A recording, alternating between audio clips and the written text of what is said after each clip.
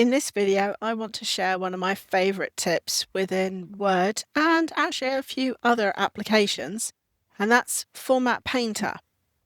Now, we're all used to copy and pasting, and that grabs whatever you've selected, puts it onto some temporary storage called the clipboard, and allows you to paste it in wherever you want, potentially multiple times. But how often have you wanted to actually copy not the content, but the style and the look of that information?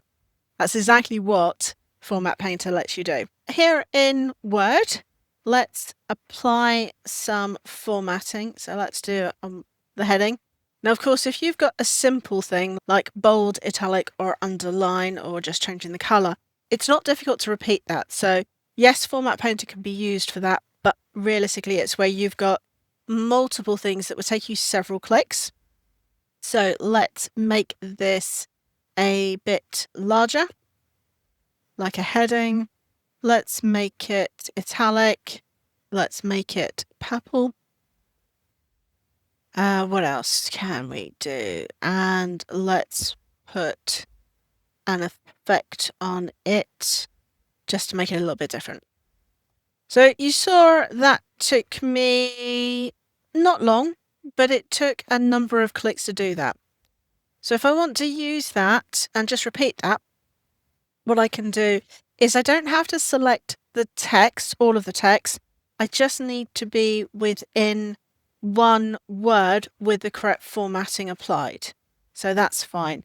And all I need to do is click Format Painter.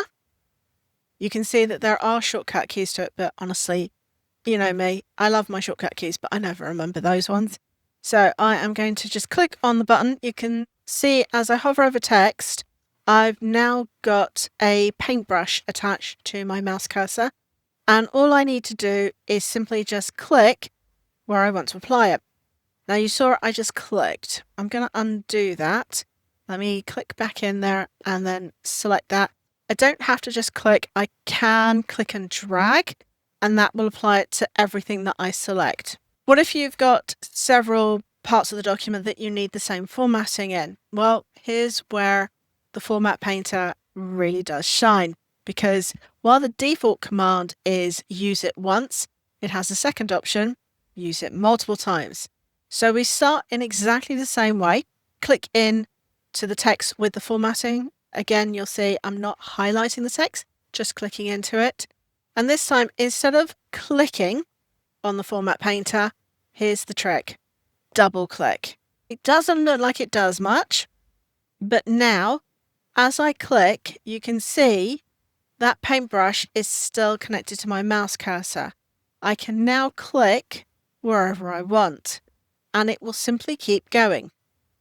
When I'm done, I can return back to the button and click to switch it off. As easy as that.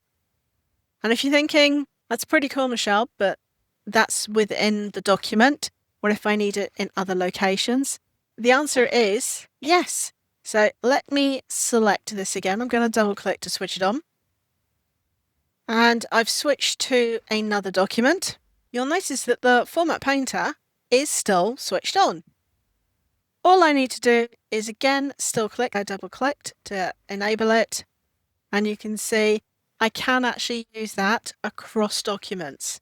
Where does that become really useful? If you've got a file which you've formatted exactly how you like, but you now need to have a new file with the same look and feel, with the same formatting, you can open up both, grab the formatting from the first document, and use the Format Painter to bring it into the second. Really quick and easy. And again, here in the second document, I can click on the button to switch it off. Here's an extra quick tip. I've told you that to switch it off, you just need to move up and click the button. And as you saw, that's completely true. However, if you can't be bothered, all you need to do is press Escape on your keyboard, and that switches it off as well. This may be something that you use a lot. It might not be, but it's one of those quick tools that is really useful to know about, and it's there whenever you need it. You'll see that through Microsoft applications, but you'll also see it in Google. And of course, it's available through the web browser as well. I'm Michelle, your Microsoft 365 trainer, sharing tips and tricks. Give the video a thumbs up and remember to click that subscribe bell to be notified as more videos just like this one are released.